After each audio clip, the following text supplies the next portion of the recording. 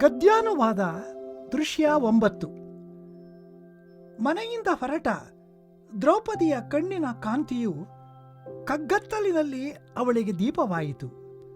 ಕೈ ಕಂಕಣವು ಸುಲಲಿತವಾಗಿ ಜಣ ಜಣ ಧ್ವನಿಯನ್ನು ಮಾಡುತ್ತಿದ್ದ ತನ್ನ ಎಡಗೈಯನ್ನು ಬೀಸುತ್ತಿದ್ದುದರಿಂದ ಅವಳ ಎಡಭುಜದ ಮೇಲಿನಿಂದ ಸೀರೆಯ ಸೆರಗು ಜಾರುತ್ತಿತ್ತು.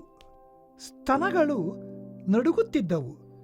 ತುಂಬ ಕಳವಳಗೊಂಡಿದ್ದ ಆ ಮುಗ್ಧ ದ್ರೌಪದಿಯು ರಭಸವಾಗಿ ಹೆಜ್ಜೆ ಹಾಕುತ್ತಾ ಅಡುಗೆಯ ಮನೆಯನ್ನು ಪ್ರವೇಶಿಸಿದಳು. ಒಂದು ಕಡೆ ಒಟ್ಟಿದ್ದ ಸೊಪ್ಪು, ತರಕಾರಿ, ಹಣ್ಣುಗಳ ರಾಶಿ,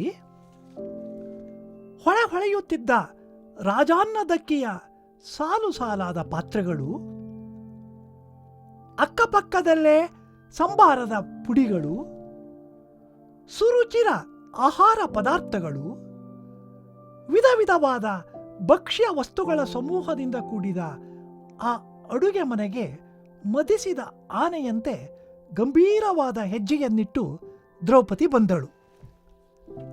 ಆ ಅಡುಗೆ ಶಾಲೆಯಲ್ಲಿ ಕತ್ತರಿಸಿದ ಕುರಿಗಳ ರಾಶಿ, ಹಂದಿಯ ಮಾಂಸದ ರಾಶಿ, ರಕ್ತ ಜಿನುಗುವ ಮೊಲದ ತುಂಡುಗಳ ರಾಶಿ, ತಿರುಚಿ ಹಾಕಿದ ಗುಬ್ಬಿಗಳ ರಾಶಿ, ಕಿತ್ತು ಸೀಳಿ ಹಾಕಿದ ನವಿಲು ಲಾವುಗೆ ಪಕ್ಷಿಗಳ ರಾಶಿ, ಒಂದು ಕಡೆ ತುಂಬಿದ್ದ ಎಲುಬುಗಳ ಸಾಲು, ಮಾಂಸದ ರಾಶಿಗಳು, ಹರಿದ ರೆಕ್ಕೆಗಳು ಇವನ್ನು ಕಂಡು ದ್ರೌಪದಿ ಮಾಂಸ ತುಂಬಿದ್ದ ಅಡುಗೆ ಶಾಲೆಯನ್ನು ಹೊಗಳಿದಳು. ಈ ಭೀಮನು ಸೂಪ ವಿದ್ಯೆಯನ್ನು, ಪಾಕಕಲೆಯನ್ನು ಯಾರಿಂದ ಕಲಿತನೋ ಏನೋ. ಬೇಷ್, ವಿಧಿ ಕೆರಳಿದಾಗ ಎಂತಹವರನ್ನು ಎಂತಹ ಸ್ಥಿತಿಗೆ ತರುತ್ತದೆ. ಶಿವ ಎಂದುಕೊಂಡು ದ್ರೌಪದಿ ನಸುನಗುತ್ತಾ ಒಳಗೆ ಹೊಕ್ಕಳು. ಆ ಬಕವೈರಿ ಭೀಮನು ಮಂಚದ ಮೇಲೆ ಮಲಗಿದ್ದ. ನಿದ್ರಾಭಾರದಿಂದ ಮೈ ಮರೆತಿದ್ದ ಆ ಭೀಮನ ಬಳಿಗೆ ಅವಳು ಬಂದಳು. ಈ ಭೀಮ ಎಬ್ಬಿಸಿದರೆ ಕೆರಳುತ್ತಾನೋ ಏನೋ, ಅಥವಾ ಒಬ್ಬಳೇ ಏಕೆ ಬಂದೆ, ಮುಖ ಏಕೆ ಮಂಕಾಗಿದೆ ಎಂದು ನನ್ನನ್ನು ಸಮಾಧಾನದಿಂದ ಸಂತೈಸುತ್ತಾನೋ, ನಾನು ಇಲ್ಲಿಗೆ ಬಂದಿರುವ ವಿಷಯ ಬಯಲಾಗುತ್ತದೆಯೋ, ಹಾಗೆ ತಿಳಿದರೆ ಜನಗಳಿಗೆ ನನ್ನ ಬರವು ಅಸಹಜ ಎನಿಸುವುದಿಲ್ಲವೇ?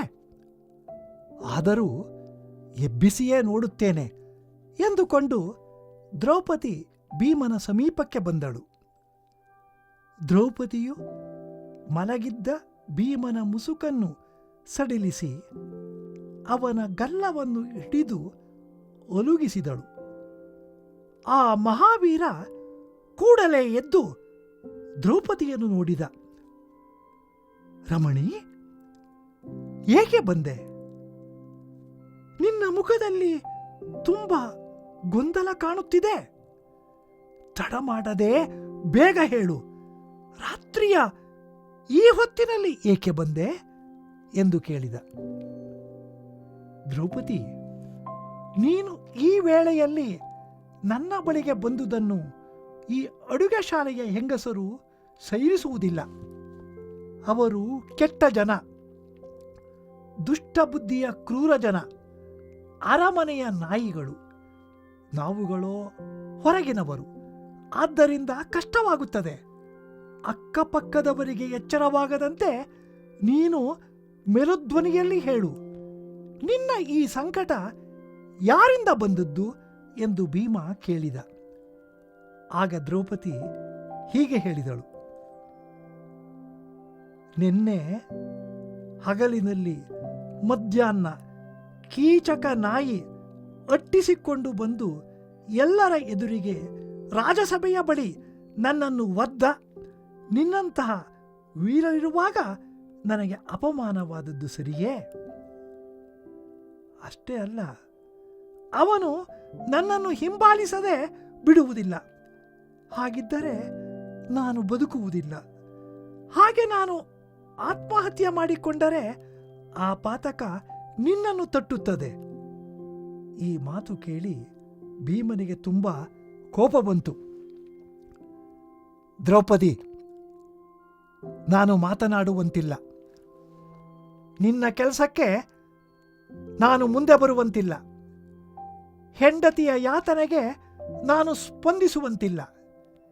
ಈ ಬಗೆಯಲ್ಲಿ ಹೆಂಡತಿಯನ್ನು ಹಂಚಿಕೊಂಡು ಬಾಳುವ ಈ ಗಂಡಸುತನವನ್ನಷ್ಟು ಸುಡಬೇಕು. ನಿನಗೆ ಇಂತಹ ಸ್ಥಿತಿ ತಂದವನು ನಾನಲ್ಲ. ಆದುದರಿಂದ ನನ್ನ ಸಹಾಯವನ್ನು ಕೇಳಬೇಡ. ಮಹಾ ವೀರರುಗಳಾದ ನಿನ್ನ ಉಳಿದ 4 ಗಂಡಂದಿರಿದ್ದಾರಲ್ಲವೇ, ಹೋಗಿ ಅವರಿಗೆ ಹೇಳಿಕೊ ಎಂದು ಭೀಮನು ಹೇಳಿದನು. ಆಗ ದ್ರೌಪದಿಯು ಭೀಮನಿಗೆ ಕೈಮುಗಿಯುತ್ತಾ, ಭೀಮ, ಕೇಳು, ಉಳಿದ 4 ಪತಿಗಳು ನನ್ನನ್ನು ರಮಿಸುತ್ತಾರೆ. ಆದರೆ ಅವರೆಲ್ಲ ಮರ್ಯಾದೆಯನ್ನು ಕಾಯಬೇಕಾದಾಗ ಹೊಣೆ ಹೊರದೆ ಜಾರಿಕೊಳ್ಳುವರು. ನಿನ್ನನ್ನು ಬಿಟ್ಟರೆ ಉಳಿದವರು ಮಾಡಬೇಕಾದ ಕೆಲಸವನ್ನು ಮಾಡದಿರುವವರು. ಆದುದರಿಂದ ನೀನು ನನ್ನನ್ನು ಕರುಣೆಯಿಂದ ನೋಡು. ಅವರಿಗೆ ನಿನ್ನನ್ನು ಹೋಲಿಸಿಕೊಳ್ಳುವುದನ್ನು ಬಿಡು. ಆ ಕ್ರೂರಿ ಕೀಚಕನಿಗೆ ಯಮದರ್ಶನ ಮಾಡಿಸಿ ನನ್ನನ್ನು ರಕ್ಷಿಸು ಎಂದು ದ್ರೌಪದಿ ಭೀಮನಿಗೆ ಕೈ ಮುಗಿಯುತ್ತಾ ಹೇಳಿದಳು. ಆಗ ಭೀಮನು, ಹೋರಾಡುವುದಕ್ಕಾದರೆ ನಾನು ಬೇಕು, ಆದರೆ ನಿನ್ನ ಜೊತೆ ಸುಖಿಸಲು ಅವರುಗಳು ಬರುತ್ತಾರೆ. ಗಾದೆಯ ಮಾತನ್ನು ಕೇಳಿಲ್ಲವೇ? ಕೆಲವರು ಸಂಪಾದಿಸಿದರೆ ಉಳಿದವರು ಅದನ್ನು ಅನುಭವಿಸಿ ಜಾರಿಕೊಳ್ಳುತ್ತಾರೆ. ಉಳಿದ 4 ಯಾರಿಗೂ ಹೆದರಿ ನಡೆಯುವವರಲ್ಲ. ನೀನೀಗ ಅವರ ಬಳಿ ಹೋಗು.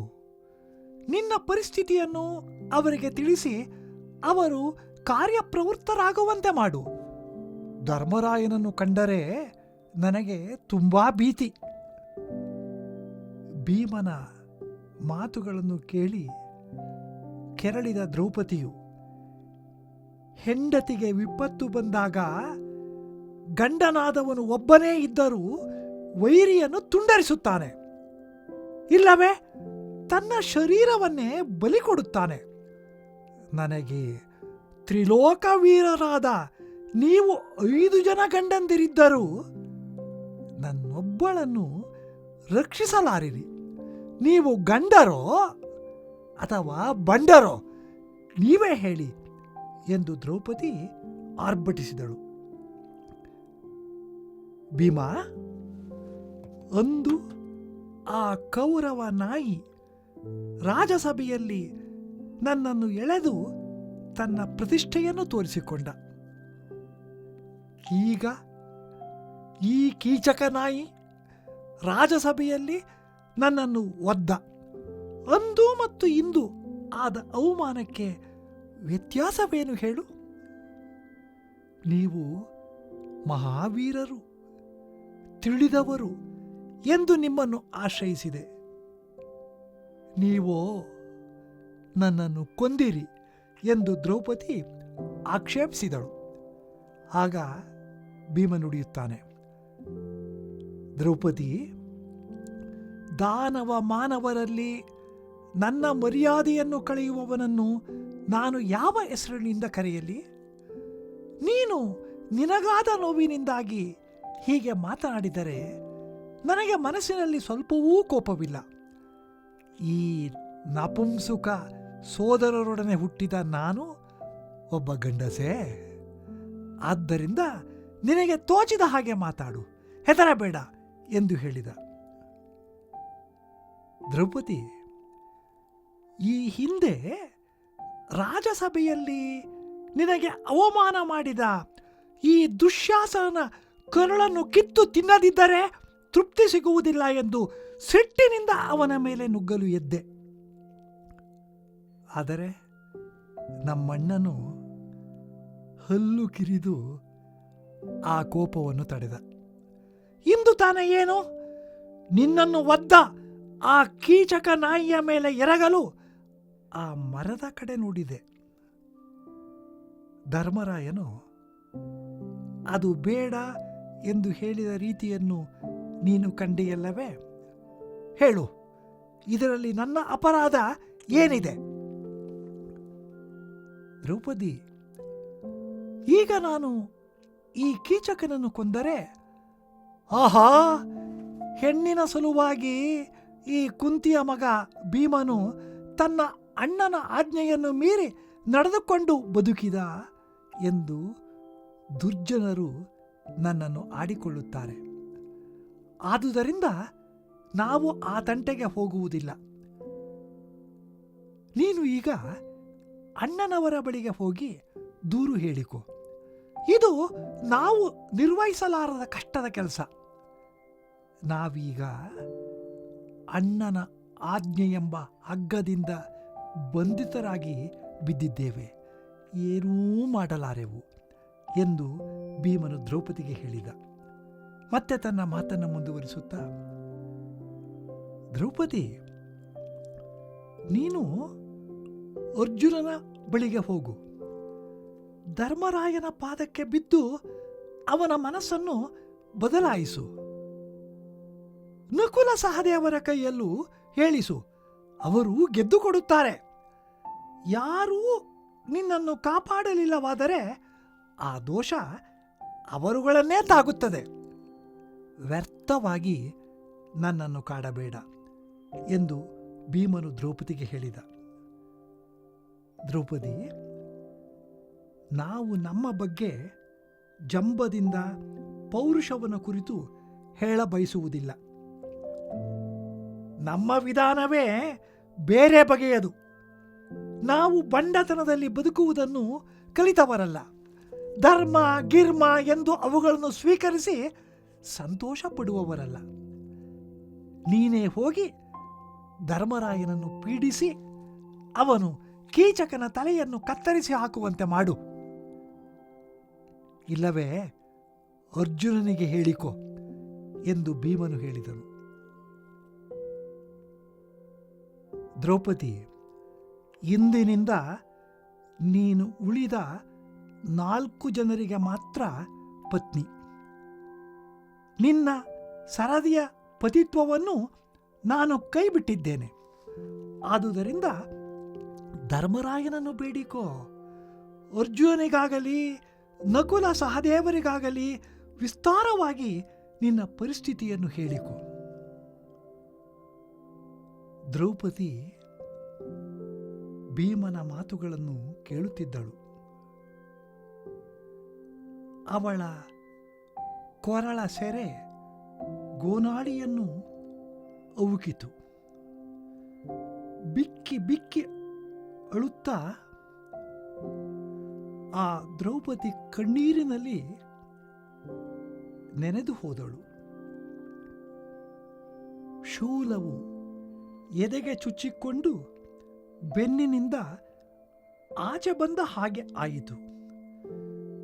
ಬೆಂಕಿ ತಾಕಿದ ಬಾಳೆಯಂತಾದಳು. ಹೊಟ್ಟೆಯ ಬೆಂಕಿ ನೆತ್ತಿಯನ್ನು ಆವರಿಸಿದಂತಾಗಿ ಅವಳು ನಿಟ್ಟುಸಿರು ಬಿಡುತ್ತಾ ಹೊಲುಬಿದಳು. ಅಂಗೈ ಮೇಲೆ ಕಪೋಲವನ್ನು ಇರಿಸಿದ್ದರಿಂದ ದ್ರೌಪದಿಯ ಕಪೋಲವು ಒಣಗಿ ಬಾಡಿತ್ತು. ನಿಟ್ಟುಸಿರಿನಿಂದ ಅವಳು ಧರಿಸಿದ್ದ ಸರದ ಮುತ್ತುಗಳು ಸುಟ್ಟು ಸೀಕಲಾದವು. ಅವಳ ಕಣ್ಣ ರೆಪ್ಪೆಗಳಲ್ಲಿ ಕಣ್ಣೀರಿನ ಬಿಂದುಗಳು ತುಂಬಿಕೊಂಡವು. ನಟ್ಟ ದೃಷ್ಟಿಯಿಂದ ನೋಡುತ್ತಾ ದ್ರೌಪದಿಯು ಒಂದೇ ಸಮನೆ ಅಳುತ್ತಾ ಮತ್ತೆ ಮತ್ತೆ ತಲೆ ತೂಗುತ್ತಿದ್ದಳು. ಅಯ್ಯೋ, ನಾನು ಹಿಂದೆ ಯಾವ ಹೆಣ್ಣಿನ ಕಣ್ಣಲ್ಲಿ ನೀರು ತರಿಸಿದ್ದೇನೋ ಏನು, ಇಲ್ಲವೇ ನಾನು ಯಾವ ಧರ್ಮವನ್ನು ಕೆಡಿಸಿದ್ದೇನೋ, ಯಾವ ಪಾಪ ಫಲವನ್ನು ಅನುಭವಿಸಲು ಮುಂಗಡ ಪಡೆದಿದ್ದೇನೋ, ನನ್ನಂತೆ ಸಂಕಟಪಟ್ಟಿರುವ ಹೆಂಗಸು ಇನ್ನಾರಿದ್ದಾರೆ? ನನ್ನಂತಹ ಮಗಳನ್ನು ಯಾವ ತಾಯಿ ಪಡೆದಿದ್ದಳು? ನನ್ನಂತೆ ದುಃಖವನ್ನು ಅನುಭವಿಸಿದವಳು ಲೋಕದಲ್ಲಿ ಬೇರೆ ಯಾರಾದರೂ ಇದ್ದಾರೆಯೇ? ನನ್ನಂತೆ ಅವಮಾನಕ್ಕೆ ಗುರಿಯಾಗುವ ಹೆಂಗಸರು ಇನ್ನು ಮುಂದೆ ಈ ಪ್ರಪಂಚದಲ್ಲಿ ಹುಟ್ಟದಿರಲಿ. ಹಾಗೆಯೇ ಲೋಕದಲ್ಲಿ ಭೀಮನಂತಹ ಗಂಡ ಹುಟ್ಟದೇ ಇರಲಿ. ಹಿಂದಿನವರಲ್ಲಿ ನನ್ನ ಹಾಗೆ ಮತ್ತು ಪಾಂಡವರ ಹಾಗೆ ಅತಿಶಯವಾದ ಸಂಕಟದಿಂದ ನವೆದವರು ಬೇರೆ ಯಾರಿದ್ದಾರೆ? ನಾನೀಗ ಯಾವ ವಿಷವನ್ನು ಕುಡಿಯಲಿ? ಯಾವ ಬೆಟ್ಟವನ್ನು ಏರಿ ಕೆಳಗೆ ಬೀಳಲಿ? ಬಂಡೆಗಳ ಮಧ್ಯೆ ಇರುವ ಆಳವಾದ ಯಾವ ನೀರಿನ ಮಡುವನ್ನು ಪ್ರವೇಶಿಸಲಿ? ಯಾವ ಶೂಲವನ್ನು ಹಾಯಲಿ? ಎಂತಹ ಬೆಂಕಿಯೊಳಗೆ ನುಗ್ಗಲಿ? ನನಗೆ ಸಾವು ಬರುತ್ತಿಲ್ಲ ಎಂದು ದ್ರೌಪದಿ ಪ್ರಲಾಪಿಸುತ್ತ ಸಭೆಯಲ್ಲಿ ಎಲ್ಲರ ಮುಂದೆ ಎಳೆತರಿಸಿ ಅವಮಾನಿಸಿದವನು ಕೌರವ. ಅನಂತರ ಅರಣ್ಯವಾಸ ಕಾಲದಲ್ಲಿ ಸೈಂಧವನು ನನ್ನ ಮುಂದಲೆಯನ್ನು ಹಿಡಿದು ನನ್ನನ್ನು ಎಳೆದುಕೊಂಡು ಹೋದ. ಇಂದು ಈ ಕೀಚಕ ನಾಯಿಯ ಕಾಲಲ್ಲಿ ಒದೆಸಿಕೊಂಡು ನೊಂದಿದ್ದೇನೆ. ಹೀಗೆ 3 ಬಾರಿ ಬಂದ ಭಂಗಗಳೇ ಸಾಕಲ್ಲವೇ ಎನ್ನುತ್ತಾ ದ್ರೌಪದಿ ನರಳಿದಳು. ನಾನು ಹುಟ್ಟಿದ್ದು ಲೋಕಪ್ರಸಿದ್ಧ ಪಾಂಚಾಲರಾಯನ ಮನೆಯಲ್ಲಿ. ನನ್ನ ಗಂಡಂದಿರ ವಿಷಯ ಹೇಳೋಣ ಎಂದರೆ ಅವರು ಮನುಷ್ಯರಿರಲಿ ದೇವತೆಗಳಿಗಿಂತಲೂ ಮೇಲೆನ್ನಿಸಿದ ವೀರ ಪಾಂಡವರು.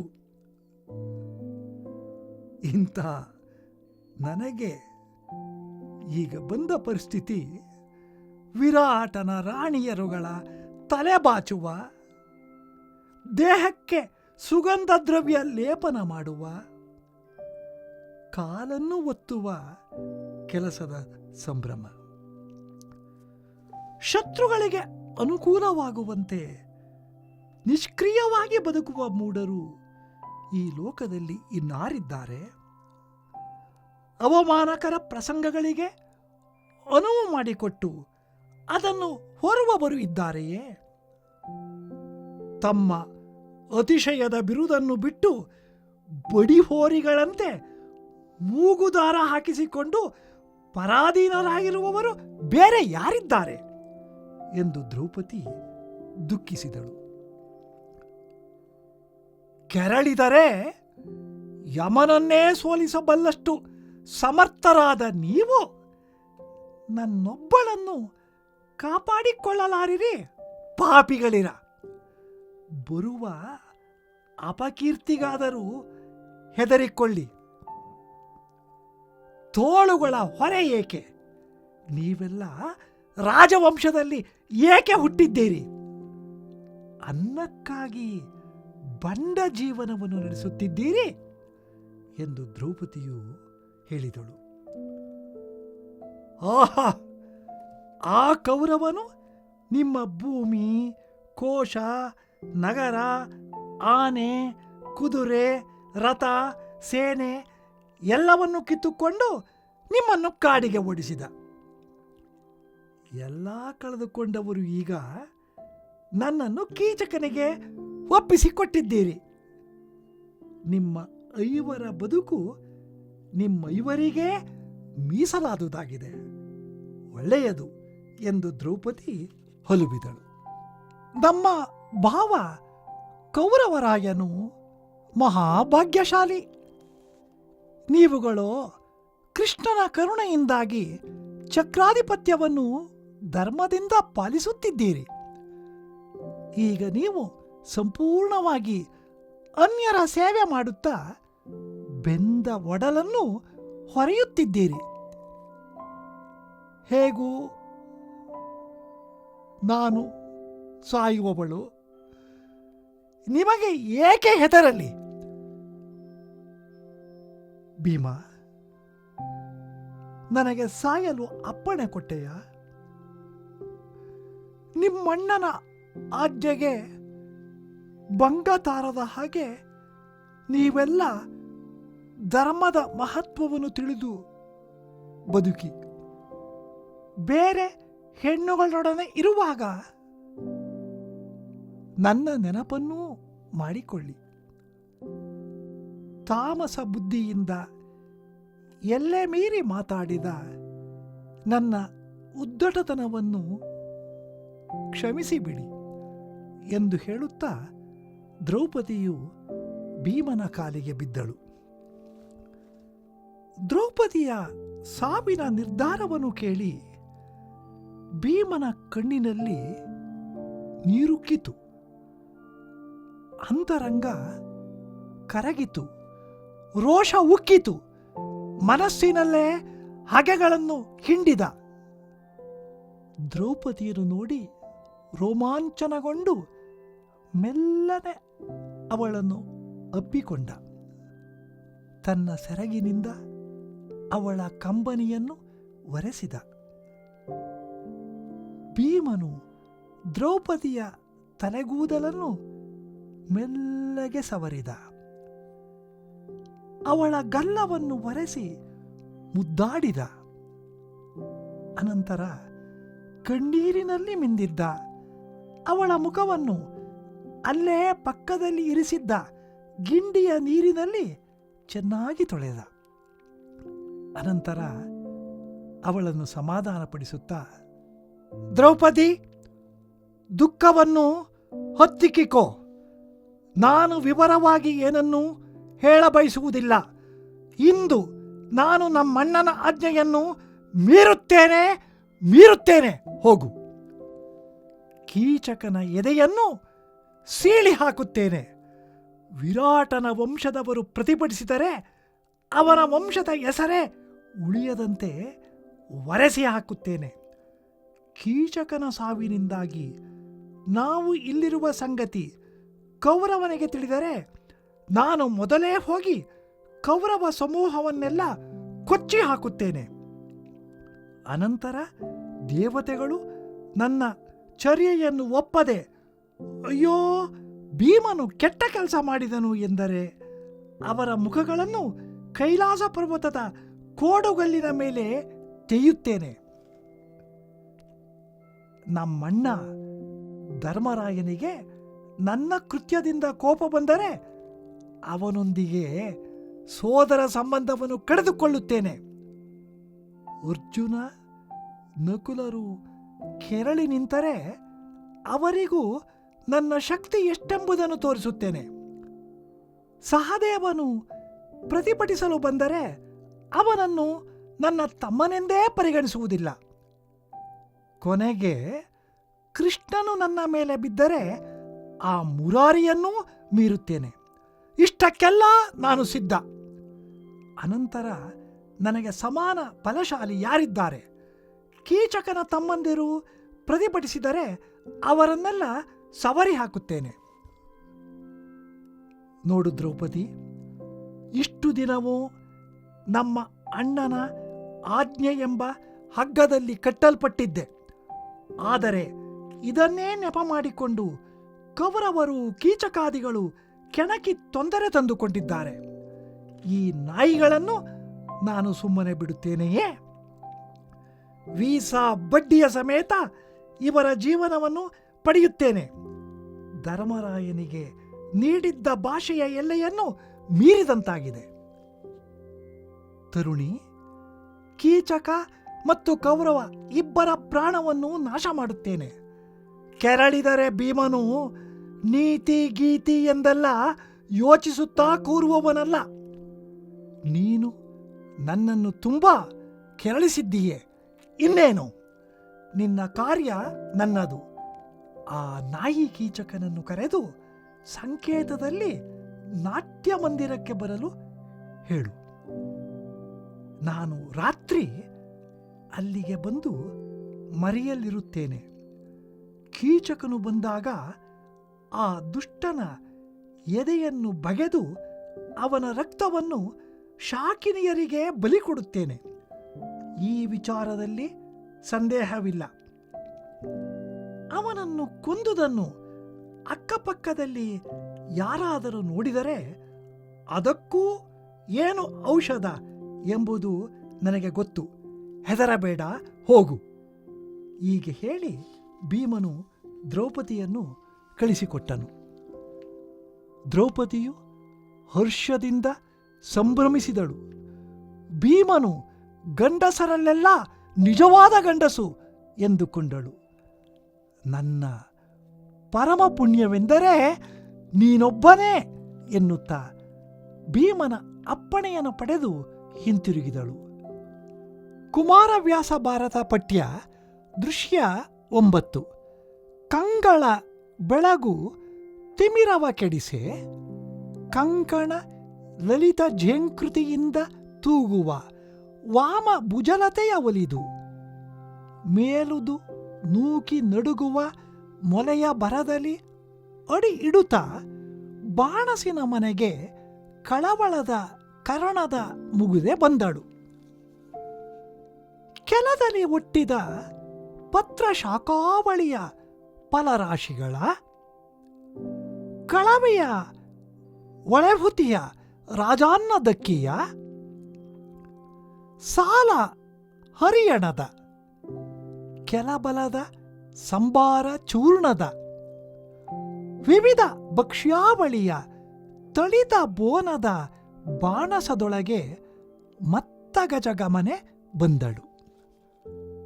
ತರಿದ ಕುರಿಗಳ ಹಂದಿಯ ಅಡಗಿನ ಜುರಿತ ರಕುತದ ಮೊಲನ ಕಂಡದ ತಿರಿದ ಗುಬ್ಬಿಯ ಕೀಸಿ ಸೀಳಿದ ನವಿಲ ಲಾವುಗೆಯ ತುರುಗಿದ ಎಲುವಿನ ಸಾಲ ಸುಂಟಿಗೆ ಮೆರೆವ ಮಾಂಸದ ರಾಶಿಗಳ ಹರಿದ ಎರಕೆಗಳ ಅಡಬಲದ ಮನೆಯ ಕಂಡು ಅಬಲೆ ಹೊಗಳಿದಳು. ಸೈರಂಧ್ರಿ ತನ್ನಲ್ಲಿಯೇ, ಈ ಸೋವಾರ ವಿದ್ಯೆಯ ಭೀಮನು ಆರಲೆ ಅರಿದನೋ ಬಾಪು, ವಿಧಿ ಮುನಿದು ಆರನು ಆವ ಅಂಗದಲ್ಲಿ ಬರಿಸದು ಶಿವ ಶಿವ ಎನ್ನುತ್ತ ನಾರಿ ನಸುನಗುತ ಒಳಗೆ ಹೊಕ್ಕು ಬಕಾರಿ ಮಂಚದೊಳು ಇರಲು ನಿದ್ರಾಭಾರ ವಿಫ್ವಲಕರ್ಣನನು ಲಲಿತಾಂಗಿ ಹೊದ್ದಿದಳು. ಎಬ್ಬಿಸಲು ಭುಗಿಲ್ ಎಂಬನೋ ಪೇಣ್, ಒಬ್ಬಳೇ ಏತಕ್ಕೆ ಬಂದೆ, ಮೋರೆಯ ಮಬ್ಬು ಇದೇಕೆ ಎಂದು ಎನ್ನ ಸಂತೈಸುವನೋ, ಸಾಮದಲ್ಲಿ ತುಬ್ಬುವುದೋ, ತಾ ಬಂದ ಬರವು ಇದು ಜನದ ಮನಕ್ಕೆ ನಿಬ್ಬರವಲ, ಇನ್ನು ಎಬ್ಬಿಸಿಯೇ ನೋಡುವೆನು ಎನ್ನುತ್ತಾ ವಲ್ಲಭನ ಸಾರಿದಳು. ಮೆಲ್ಲ ಮೆಲ್ಲನೆ ಮುಸುಕ ಸಡಿಲಿಸಿ ಗಲ್ಲವನು ಹಿಡಿದು ಅಲುಗಲು ಅಪ್ರತಿಮ ಮಲ್ಲನು ಎದ್ದನು. ಪಾಂಚಾಲ ನಂದನೆಯ ನೋಡಿದನು. ಭೀಮ, ವಲ್ಲಭೆಯೇ ಬರವೇನು, ಮುಖದಲ್ಲಿ ತಲ್ಲಣವೇ ತಲೆ ತೋರುತ್ತಿದೆ. ತೊಳವಿಲ್ಲದೆ ಉಸುರು. ಇರುಳೇಕೆ ಬಂದೆ? ಲತಾಂಗಿ ಹೇಳು. ಬಾಣಸದ ಭವನದ ನಾರಿಯರು ಸೈರಿಸರು, ದುರ್ಜನರು, ಕುಲ್ಲ ಕುಟಾರರು. ಇವರು ಅರಮನೆಯ ನಾಯಿಗಳು, ನಾವು ದೇಸಿಗರು. ಕೆಲರು ಅರಿಯದಂತಿರೆ ಭಾರವಿದು. ನಾರಿ, ನೀ ಹೇಳು, ಇದು ಆರ ದೆಸೆಯಿಂದ ದುಗುಡವು ಆಯಿತು ಎನ್ನಲು ಇಂದುಮುಖಿ ಇಂತು ಎಂದಳು. ದ್ರೌಪದಿ, ನೆನ್ನೆ ಹಗಲು ಅರೆಯಟ್ಟಿ ಕೀಚಕ ಕುನ್ನಿ ರಾಜಸಭೆಯಲ್ಲಿ ಒದೆದನು. ನಿನ್ನ ಒಂದಿಗರು ಇರಲು ಉಚಿತವೇ ತನಗೆ ಪರಿಭವ. ಎನ್ನನು ಅವ ಬೆಂಬಳಿಯ ಬಿಡ. ಇನ್ನು ನಾನು ಬದುಕುವವಳಲ್ಲ. ಪಾತಕ ನಿನ್ನ ತಾಗದೆ ಮಾಡದು ಎನ್ನಲು ಭೀಮ ಕತಿಗೊಂಡ. ಭೀಮ, ನಿನ್ನ ಹರಿಬಕೆ ಉಸುರಲಾಗದು. ಮಿಸುಕುವವರು ಆವಲ್ಲ. ಹೆಂಡಿರ ಗಸಣಿಗೊಂಬವರಲ್ಲ. ಹುದುವಿನ ಗಂಡತನ ಇದನು ಶಶಿವದನೆ ಸುಡು. ಈ ಕಷ್ಟ ಅಪದೆಸೆಯವರು ನಾವಲ್ಲ. ನಿನ್ನವರು ಅಸಮಸಾಹಸರು. ಉಳಿದ ನಾಲ್ವರಿಗೆ ಅರುಹು ಹೋಗು. ದ್ರೌಪದಿ, ರಮಣ ಕೇಳು. ಉಳಿದವರು ತನ್ನನ್ನು ರಮಿಸುವರು. ಮಾನಾರ್ಥವೇನೆ ನಿರ್ಗಮಿಸುವರು. ನೀನಲ್ಲದೆ ಉಳಿದವರು ಉಚಿತ ಬಾಹಿರರು. ಮಮತೆಯಲ್ಲಿ ನೀನೋಡು. ಚಿತ್ತದ ಸಮತೆಯನ್ನು ಬೀಳ್ಕೊಡು. ಕುಟಾರನ ಯಮನ ಕಾಣಿಸಿ ಕರುಣಿಸು ಎಂದಳು ಕಾಂತೆ ಕೈಮುಗಿದು. ಭೀಮ, ಕಲಹ ಕಾದೊಡೆ ನಾವು, ರಮಿಸುವರು ಉಳಿದವರು. ಬಳಿಕೇನು ಗಾದೆಯ ಬಳಕೆ. ಕೆಲವರು ಗಳಿಸಿದೊಡೆ ಕೆಲರು ಉಂಡು ಜಾರುವರು. ನಿನ್ನಯ ಹಳಿವು ಹೊರಿಬವ ಹೇಳಿ ಚಿತ್ತವ ತುಳಿಹಿಕೊಂಬುದು. ಧರ್ಮಜನ ಹೊರಗೆ ನಾವು ಬೀತರು ಅಳುಕಿ ನಡೆವಬರಲ್ಲ. ದ್ರೌಪದಿ, ಹೆಂಡತಿಯ ಹರಿಬದಲ್ಲಿ ಒಬ್ಬನೇ ಗಂಡುಗೂಸೆ ವೈರಿಯನು ಕಡಿ ಕಂಡವನು ಮಾಡುವನು. ಮೇಣ್ ತನ್ನ ಒಡಲನು ಇಕ್ಕುವನು. ಗಂಡರೈವರು ಮೂರು ಲೋಕದ ಗಂಡರು. ಒಬ್ಬಳನು ಆಳಲಾರಿರಿ. ಗಂಡರೋ ನೀವು ಬಂಡರೋ ಹೇಳು. ಅಂದು ಕೌರವ ನಾಯಿ ಸಭೆಯಲ್ಲಿ ಉನ್ನತಿಯ ತಂದು ತೋರಿದನು. ಬಳಿಕ ಇಂದು ಕೀಚಕ ಕುನ್ನಿ ರಾಜಸಭೆಯೊಳಗೆ ಒದೆದನು. ಅಂದು ಇಂದು ಆದ ಭಂಗಕ್ಕೆ ಕುಂದು ಅದಾವುದು. ನೀವು ಬಲ್ಲಿದರು ಎಂದು ಹೊಕ್ಕರೆ ಹೆಣ್ಣ ಕೊಂದಿರಿ ಎಂದಳು ಇಂದುಮುಖಿ. ಆಗ ಭೀಮನು ಈ ರೀತಿ ನುಡಿಯುತ್ತಾನೆ. ದಾನವರು ಮಾನವರಳು ಎನ್ನ ಅಭಿಮಾನವನು ಕೊಂಬವನ ಹೆಸರನು ಅದು ಏನೆನೆಂಬೆನು. ನೊಂದು ನುಡಿದಡೆ ಯಮಗೆ ಖಾತಿಯಿಲ್ಲ. ಈ ನಪುಂಸಕರೊಡನೆ ಹುಟ್ಟಿದ ನಾನು ಮೂಗುಳ್ಳವನೇ ಮನಿನಿ. ನೀನು ತೋರಿದ ಪರಿಯಲ್ಲಿ ಎಂಬುದು ಭೀತಿ ಬೇಡ. ಅಂದು ದುಶ್ಯಾಸನನ ಕರುಳನು ತಿಂದಡಲ್ಲದೆ ತಣಿವು ದೊರಕೊಳದು ಎಂದು ಹಾಯ್ದೊಡೆ ಆ ವ್ಯತೆಯ ಹೊಲುಗಿರಿದು ಮಾಣಿಸಿದನು. ಇಂದು ಕೀಚಕ ನಾಯನು ಎರಗುವೆನು ಎಂದು ಮರನನು ನೋಡಿದರೆ ಬೇಡ ಎಂದ ಹದನನು ನೀನು ಕಂಡೆ. ಎನಗುಂಟೆ ಅಪರಾಧ? ಹೆಣ್ಣ ಹೊರಿಬಕ್ಕೋಸುಗವೇ ತಮ್ಮಣ್ಣನ ಆಜ್ಞೆಯ ಮೀರಿ ಕುಂತಿಯ ಚಿನ್ನ ಬದುಕಿದನು ಎಂದು ಕುಜನರಾದವರು ನುಡಿವರು. ಅಣ್ಣನವರಿಗೆ ದೂರುವುದು ಇದು ನಾವು ಉಣ್ಣದುರಿ. ರಾಯನ ಆಜ್ಞೆಯ ಕಣ್ಣಿಯಲ್ಲಿ ಬಿಗೆ ಒಡೆದು ಕೆಡೆದೆವು. ಕಾಂತೆ ಕೇಳು, ಪೊಲುಗುಣನ ಹೊದ್ದುವುದು. ಯಮನಂದನನ ಪಾದಕ್ಕೆ ಬಿದ್ದು ಮನವನ್ನು ತಿದ್ದುವುದು.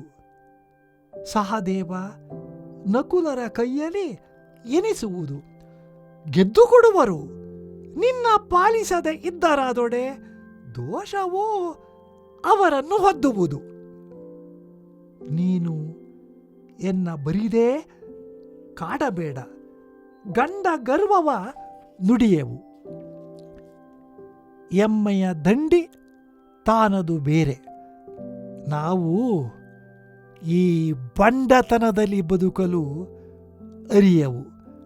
ಧರ್ಮಗಿರ್ಮವನ್ನು ಕೊಂಡು ಕೊನರುವರಲ್ಲ. ರಾಯನನು ಅಂಡಲೆದು ಕೀಚಕನ ತಲೆಯನು ಚೆಂಡನಾಡಿಸು ರಮಣಿ. ಮೇಣ್ ಅರ್ಜುನಗೆ ಹೇಳು.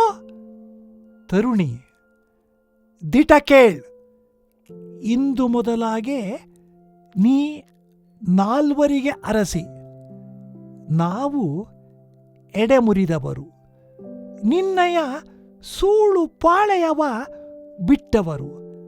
ಅರಸನನ್ನು ಪ್ರಾರ್ಥಿಸುವುದು. ಅರ್ಜುನ ವರ ನಕುಲ ಸಹದೇವರಿಗೆ ವಿಸ್ತರಿಸಿ ಹೇಳುವುದು. ನಮ್ಮೊಡನೆ ಫಲಸಿದ್ಧಿ ಇಲ್ಲ.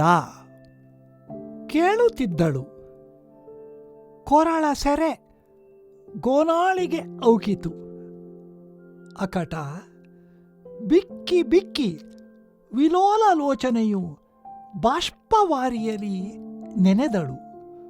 ಶೂಲ ಮರುಮೊನೆಗೊಂಡವಲು, ಸುಳಿವಾಳೆ ಝಳ ತಾಗಿದವಲು, ಉದರಜ್ವಾಲೆ ನೆತ್ತಿಗೆ ನಿಲುಕೆ. ಅಬಲೆ ಬಿಸಿಸುಯಿದು ಹೊಲುಬಿದಳು. ಕೆಂದಳದ ಶೆಕೆಯಲ್ಲಿ ಕಪೋಲವು ಕಂದಿ ಕಸರಿಕೆ ಆಯಿತು. ನಿಡುಸುಯಿಲಿಂದ ಏಕಾವಳಿಯ ಮುತ್ತುಗಳು ಸೀಕರಿಯೋದುವು. ಸಂದಣಿಸಿದ ಎವೆಗಳಲ್ಲಿ ಬಾಷ್ಪದ ಬಿಂದು ತಳಿದುದು. ನಟ್ಟ ದೃಷ್ಟಿಯೋಳು ಇಂದು ಮುಖಿ ಸೈಗರೆದು ಅಡಿಗಡಿಗೆ ಶಿರವ ತೂಗಿದಳು. ಈಗ ದ್ರೌಪದಿಯು ಭೀಮನ ಮಾತುಗಳಿಂದ ನೊಂದು ತನ್ನ ಅಳಲು ಮತ್ತು ಆಕ್ರೋಶವನ್ನು ಈ ರೀತಿ ತೋಡಿಕೊಳ್ಳುತ್ತಾಳೆ. ಆವ ಹೆಂಗುಸನು ಅಳಲಿಸಿದೆನು, ಇನ್ನಾವ ಧರ್ಮವನ್ನು ಅಳಿದೆನೋ. ತಾನು ಆವ ಪಾಪದ ಫಲಕ್ಕೆ ಸಂಚಕಾರವನ್ನು ಪಿಡಿದೆನೋ. ಎನ್ನವಲು ಆವ ಹೆಂಗಸು ನವೆದಳು. ಆವಳ ಅಳಲಿದು. ಲೋಕದಲ್ಲಿ ಯಾವಳು ಎನ್ನಂದದ ಮಗಳ ಪಡೆದವಳು. ಭುವನದೊಳು ನಾರಿಯರು ಎನ್ನವಲು ಬಂಗಿತರು ಇನ್ನು ಹುಟ್ಟದೇ ಇರಲಿ. ಗಂಡರು ಭೀಮಸನ್ನಿಬರು ಇನ್ನು ಜನಿಸಲು ಬೇಡ. ಮುನ್ನಿನವರೊಳಗೆ ಎನ್ನವಲು ಪಾಂಡವರೊಲು ಸಂಪನ್ನ ದುಃಖಿಗಳು 6 ನವೆದರು. ಆವ ಗರಳವ ಕುಡಿವೆನೋ. ಮೇಣ್ ಆವ ಬೆಟ್ಟವನು ಅಡರಿ ಬೀಳ್ವೆನೋ. ಹಾಸರೆಯ ಗುಂಪಿನಲ್ಲಿ ಯಾವ ಮಡುವನು ಹೋಗುವೆನೋ. ಆವ ಕುಂತವ ಹಾಯ್ವೆನೋ. ಮೇಣ್ ಆವ ಪಾವಕನೊಳಗೆ ಹೋಗುವೆನೋ. ಎನಗೆ ಸಾವು ಸಮನಿಸದೆ ಎನ್ನುತ್ತಾ ನಳಿನಾಕ್ಷಿ ಮರುಗಿದಳು. ಅಂದು ಪಾಪಿ ಕೌರವನು ಮಂದೆಗೆ ಎಳೆದನು. ಬಳಿಕ ಅರಣ್ಯವಾಸದಳು ಸೈಂಧವ ಬಂದು ಮುಂದಲೆ ಬಿಡಿದು ಎನ್ನನು ಎಳೆದೊಯ್ದ. ಇಂದು ಕೀಚಕ ನಾಯ ಕಾಲಲ್ಲಿ ನಾನು ನೊಂದೆ. ಈ 3 ಬಾರಿಯ ಬಂದ ಭಂಗವೇ ಸಾಕು. ಜನನವೇ ಪಾಂಚಾಲರಾಯನ ಮನೆ, ಮನೋವಲ್ಲಭರು ಅದು 6 ಎನೆ. ಮನುಜಗಿನುಜರು ಗಣ್ಯವೇ ಗೀರ್ವಾಣರಿಮ್ಮಿಗಿಲು. ಎನಗೆ ಬಂದ ಎಡರು ಈ ವಿರಾಟನ ವನಿತೆಯರುಗಳ ಮುಡಿಯ ಕಟ್ಟುವ, ತನುವ ತಿಗುರುವ, ಕಾಲನು ಒತ್ತುವ ಕೆಲಸದ ಉತ್ಸಾಹ. ಹಗೆಗಳಿಗೆ ತಂಪಾಗಿ ಬದುಕುವ ಮುಗುದರು ಇನ್ನು 6 ಉಂಟು. ಭಂಗಕ್ಕೆ ಹೆಗಲ ಕೊಟ್ಟು ಆನುವ ವಿರೋಧಿಗಳು ಲೋಕದಲ್ಲಿ ಉಂಟೆ. ವಿಗಡ ಬಿರುದನು ಬಿಸುಟು ಬಡಿಹೋರಿಗಳು ಪಾಂಡವರಂತೆ ಮೂಗುರ್ಚಿಗಳು ಅದು ಇನ್ನು 6 ಉಂಟು. ಕಾಲನನು ಕೆರಳಿದೊಡೆ ಮುರಿವ ಎಚ್ಚಾಳುತನದವರು ಎನ್ನನು ಒಬ್ಬಳನು ಆಳಲಾರಿರಿ ಪಾಪಿಗಳಿರ. ಅಪಕೀರ್ತಿಗೆ ಅಳುಕಿರಲ ತೋಳ ಹೊರೆ ನಿಮಗೇಕೆ? ಭೂಮಿಪಾಲ ವಂಶದೊಳು ಉದಿಸಲೇತಕ್ಕೆ ಕೂಳುಗೇಡಿಂಗೆ ಒಡಲ ಹೊರೆವಿರಿ. ಕುರುಕುಲಾಗ್ರಣಿ ನಿಮ್ಮ ಹೊರವಡಿಸಿ ಧರೆಯ ಭಂಡಾರವನು ಪುರವನು ಕರಿ ತುರಗ ರಥ ಪಾಯದಳವನು ಸೆಳೆದುಕೊಂಡನು. ದುರುಳ ಕೀಚಕಗೆ ಎನ್ನ ಕೊಟ್ಟಿರಿ. ನಿಮ್ಮೈವರಿಗೆ ಪರಿಮಿತದಲ್ಲಿ ಇರವಾಯಿತು. ಅಕಟ ಲೇಸಾಯಿತು. ಭಾವ ಕೌರವದೇವನು ಭಾಗ್ಯಾಧಿಕನು. ಕೃಷ್ಣನ ಕೂರ್ಮೆ ಧರ್ಮದಿ ಅರಸುಗಳ ಒಡೆತನವನ್ನು ನೀವು ಪಾಲಿಸಿದಿರಿ.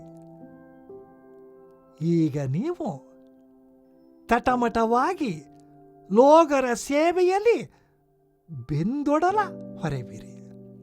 ಸಾವವಳು ನಿಮಗೆ ಅಂಜಲೇಕೆ? ಭೀಮಾ